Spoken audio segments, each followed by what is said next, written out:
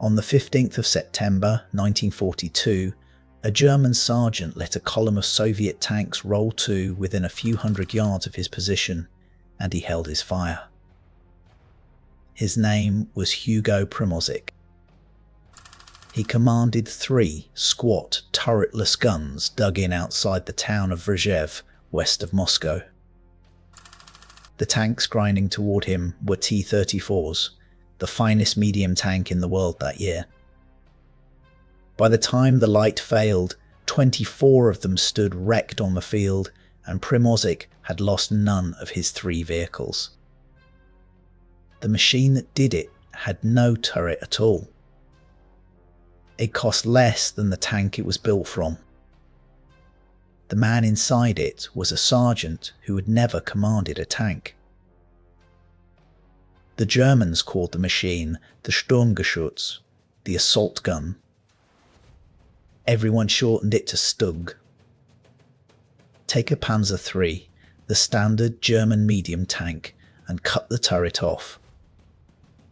Bolt the gun straight into the hull instead, low down in a fixed armoured box. That was the StuG III. It could not spin its gun to chase a target. The mount let the barrel swing only about 25 degrees to either side. To aim past that, the driver turned the whole vehicle. On paper, it sounds like a step backward from a real tank. Inside that box rode 4 men. A commander with his head near the roof, a gunner at the sight, a loader feeding the breech, and a driver down in the nose. The roof was armoured over the top of them, so the crew fought closed up, seeing the battle through vision blocks and a gunner's optic. It was a cramped, blind, patient way to fight. It was also very hard to kill. The assault gun answered to the artillery branch, and that single fact shaped how it fought. The men who crewed it were gunners. They were trained to sit still and hit a target with the first round, the discipline of a field battery. The panzer crews were cavalry at heart, trained to charge and manoeuvre. So the StuG did not fight like a tank, because the men inside it had never been taught to. Hugo Primozic was one of them, an artilleryman to the bone. The idea went back to the years before the war. The German general Erich von Manstein had pushed for a cheap armoured gun that could roll forward with the infantry and knock out whatever was holding them up. The first assault guns went into France in 1940, carrying that short support gun, and they did the job well enough. Then the German army ran into the T-34 in Russia in 1941, and the short gun stopped being enough almost overnight. A turret is the most expensive part of a tank. It needs a heavy geared ring and a motor to swing it, with a basket for the crew to ride in as it turns. Delete all of that and the price drops hard. A Panzer III ran a bit over 100,000 Reichsmarks. The turretless assault gun built on the same chassis came in around 82,500. Same engine, same tracks, same factory floor. A fifth cheaper and far quicker to turn out in numbers. The turret cost more than money. It cost height. A tank has to lift its crew and its gun up into that spinning drum, and every inch of it stands above the grass for an enemy gunner to find. The StuG sat barely 7 feet tall. In a fold of ground, behind a low rise, it could tuck its whole body out of sight, and leave almost nothing showing but the gun. A T-34 could not hide like that. It carried its turret into the daylight because it had no choice. There was a second change, and it mattered more than the missing turret. Early assault guns carried a short, stubby gun meant to blow up bunkers and machine gun nests for the infantry. Against the T-34 and the heavy Soviet KV-1, that stubby gun was close to useless. So, in the spring of 1942, the factory at Alkert in Berlin fitted a long 75mm gun instead. Long barrel, high velocity, a hard armour-piercing round that left the muzzle fast enough to punch clean through a T-34 at several hundred yards. The short gun had needed a lucky hit to hurt a T-34. The long gun killed it in one shot from the front, at a distance where the Soviet crew could barely see the thing shooting at them. This new version was known as the F model. More than 600 of them were built that year. Berlin also thickened the front. On the 7th of May 1942, Hitler ordered the frontal armour of the new assault guns raised to about 3 inches of steel. That made the StuG hard to crack head-on, right where it wanted to fight, sitting still and facing the enemy. The sides stayed thin. Catch a StuG from the flank and it opened up like any light vehicle, which is exactly why Primozic never let himself be flanked and why he moved after almost every shot. The long gun changed the job entirely. An assault gun had been a helper for foot soldiers. Now it was a tank hunter that happened to cost less than a tank.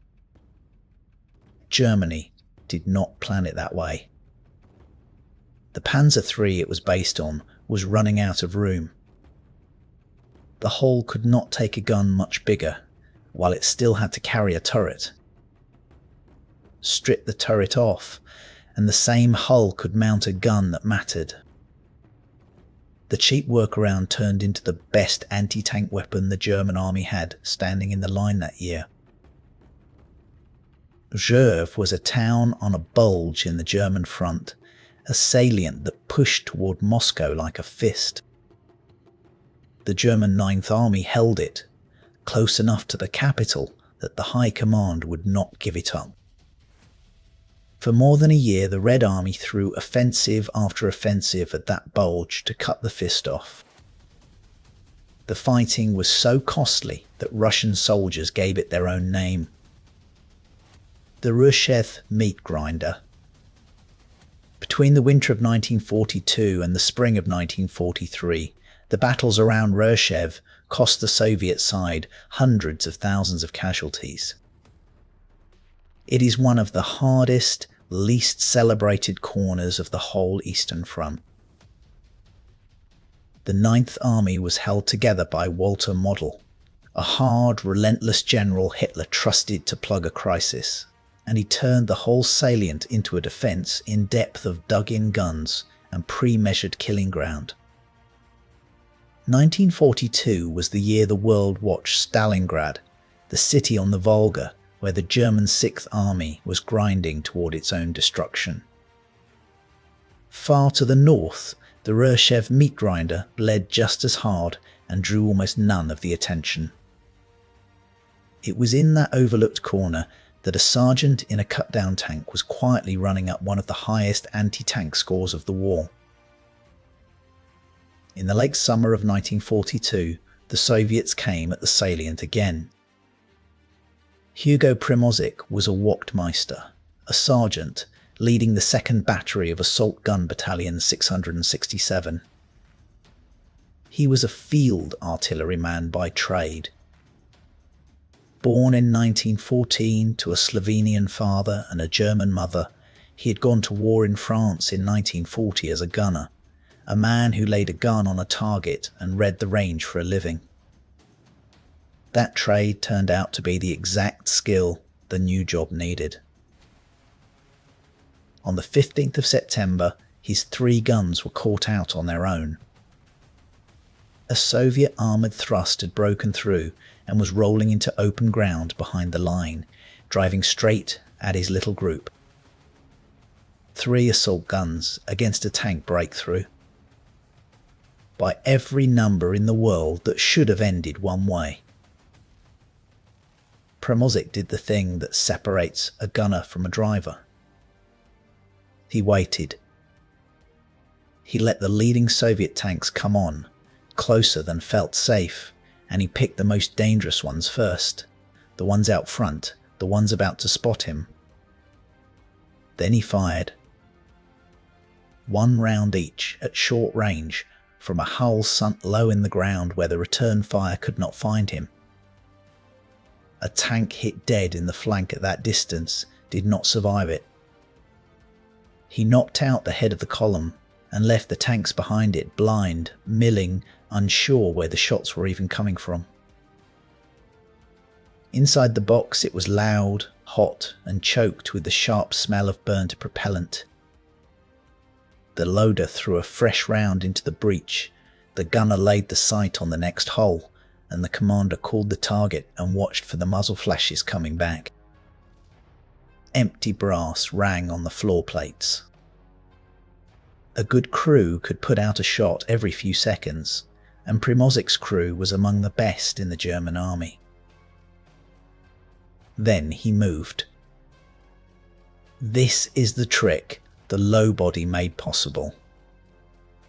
A StuG could fire from cover, reverse off the rise before the enemy fixed its position, and reappear 100 yards over to put the next round in from a fresh angle. Primozic and his two other guns worked the whole approach that way. Fire, back off, shift, fire again. The Soviet crews were fighting a threat that never sat still long enough to be hit back. When the day ended, 24 Soviet tanks were destroyed and his 3 guns were still running. 24 in an afternoon by a weapon built to save money. 4 days later, on the 19th of September, Hugo Primozic was awarded the Knight's Cross of the Iron Cross and promoted to Staff Sergeant. A sergeant in a turretless gun decorated for doing to an armoured thrust what a whole battalion of tanks is meant to do. Understand why the arithmetic broke so badly in his favour. A turreted tank in the attack has to be seen to shoot. It rolls forward with its whole body in the open, hunting, and every gun on the far side gets a clean look at it. The assault gun did the opposite. It sat still and hidden and let the target walk into a range it had already measured. The first shot came from nowhere. By the time the second tank understood what had killed the first, the gun that did it had already backed out of sight. Cheap, low, and endlessly patient. The T-34 had thicker armour and a gun that turned, and none of it helped when the first warning was a round through the side. There is a cost buried inside that clean number, and the meat grinder is where it sits. Every one of those 24 wrecks had a Soviet crew in it. Rzhev swallowed Red Army armour by the hundreds across a year of these attacks, feeding tank after tank into ground the Germans had ranged and dug into. Primozic's day was one bright, brutal afternoon in a battle that emptied divisions on a scale the tidy ace tallies never carry. The gun was efficient. Efficient is exactly the word that should make you uneasy. Primozic did not stop at 24. Through the autumn he kept feeding that same battery into the defence of the salient. On one later day he destroyed 7 more Soviet tanks. By the end of December 1942 his personal count had reached 60. 60 tanks, credited to one man in a vehicle with no turret, across a few months of one grinding defensive campaign. In late November, the Soviets hurled a far larger blow at the salient. Georgy Zhukov's Operation Mars 2 broke against the 9th Army with staggering Soviet losses that held the bulge into the spring. The German army could not ignore what it had. On the 25th of January 1943, Hugo Primozic became the first non-commissioned officer in the history of the German army to be awarded the Oak Leaves to the Knight's Cross, the seventh man in the whole armed forces to wear them. They made him a lieutenant. A field artillery gunner, a shop floor rank, had outscored the officers who commanded real tanks, and the record forced the recognition out of a system built to hand it to gentlemen. His story is one gunner, and the weapon behind it is the bigger point. It holds far past Rzhev. The turretless assault gun Germany built as a cheaper stand-in went on to knock out more enemy tanks than any German vehicle that carried a turret. German assault gun crews claimed over 20,000 tanks destroyed across the war. At Kharkov in February 1943, the StuG III units of one elite division claimed 44 T-34s, while the same number of the famous, far costlier Tiger tanks managed 30. Put it in money, and the gap turns brutal. A Tiger tank cost around $250,000 Reichsmarks. For the price of one Tiger, Germany could build roughly 3 of Primozic's assault guns, and 3 hidden guns could cover far more ground than one that every enemy gunner could see coming. More than 11,000 StuG IIIs were built. It became the most heavily produced tracked armoured vehicle Germany made in the entire war. The final version was the G model, and more than 7,000 of those alone came off the lines. It fixed the one glaring flaw the early guns carried. With no turret and no machine gun, a StuG caught by infantry up close was nearly defenceless, blind to the men crawling up on its flanks. The G model added a machine gun the commander could fire from under armour and a rounded cast gun mantlet the crews nicknamed the Pig's Head. By then, the cheap stand-in had become the backbone of the German defence across the east. What Primozic proved on that field, the German army spent the rest of the war acting on. As tanks grew heavier and far more expensive, Germany poured its factories into turretless tank destroyers built on the very same idea. Low, cheap, a heavy gun bolted into a fixed box, made to sit in cover and open fire first. The Jagdpanzer machines that came later all traced back to the plain arithmetic the assault gun had already settled at places like Rzhev. A hidden gun that shoots first beats a proud one that has to be seen to shoot at all. Every design choice that looked like a weakness turned into the reason it worked. No turret, so it could hide. A fixed gun, so the hull stayed cheap and low. A gun that a tank on the same chassis could barely have carried because there was room for it once the turret was gone.